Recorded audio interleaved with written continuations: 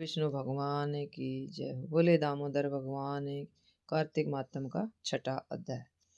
कार्तिक स्नान की विधि, तिथि एवं पूजा का ज्ञान। नारद जी बोले, 2 घड़ी रात रह जाए तब ब्रह्म मुहूर्त में उठकर तिल, कुशा, अक्षत, फूल, धूप, दीप, चंदन आदि लेकर पवित्र होकर किसी नदी, तालाब, कुआं आदि जलाशय पर जाकर स्नान करे।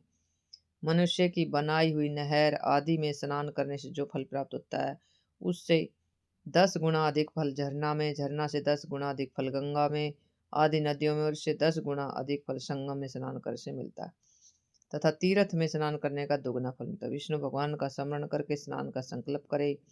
तीर्थ तथा देवता आदि को क्रम से मंत्र बोलकर अर्घ आदि देवे। अर्घ का मंत्र यह है कि कमलनाथ भगवान को नमस्कार है, जलाशायी भगवान को मेरा नमस्कार है, हे हर्षिकेश तुम मेरे इस अर्घ को ग्रहण कीजिए, आपको मेरा नमस्कार। बैकुंठ में, प्रयाग में और बद्रिकाश्रम में जाकर भगवान ने 3 पद स्थापित किए।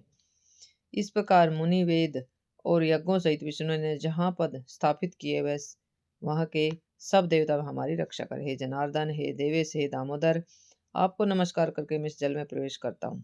हे दामोदर, आपके अनुग्रह से मेरे सब पाप दूर हों। पुनः मंत्र बोलकर रख दे। हे हरे, कार्तिक मास में व्रत धारण करके जो विधि पूर्वक मैं स्नान करूं, सो मेरे अर्घ को आप राधा सहित स्वीकार कीजिए।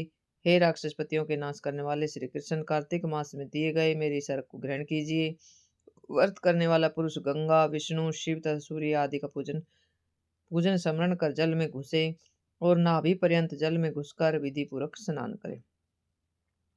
गृहस्थी तिल और आंवले का चूर्ण मलकर स्नान करे तथा विधवा स्त्री और सन्यासी तुलसी की जड़ की मिट्टी लगाकर स्नान करे, परंतु सप्तमी, अमावस्या, द्वितीय, नवमी, दसवीं और त्रयोदशी तिथियों में आंवला और तिल लगाकर स्नान नहीं करे। उसमें नहीं करें।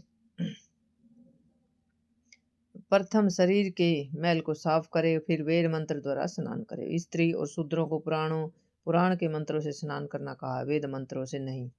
स्नान मंत्र। भक्त भावन जिन प्रभु ने देवताओं के कार्य के निमित्त 3 प्रकार का रूप धारण किया है, वे पाप नाशक प्रभु कृपया मेरे करके मुझे पवित्र करे। जो विष्णु की आज्ञा से इंद्र सहित सब देवता कार्तिक के स्नान करने वाले की रक्षा करते, मेरी रक्षा करे। बीज रहस्य और यज्ञ सहित सब वेद मंत्र तथा कश्यप आदि सब मुनि और देवता मुझे पवित्र करे। गंगा आदि नदी, तीर्थ और सप्त सागर के साथ नदी एवं तालाब मुझे पवित्र करे। अदिति आदि पतिव्रताएं, यक्ष, सिद्ध, सर्प, त्रिलोकी की औषधि और पर्वत मुझे कल्याणकारी हो। व्रती मनुष्य इस प्रकार स्नान करके हाथ में पवित्र धारण कर देव, ऋषि और पितरों इन सब का तर्पण करे।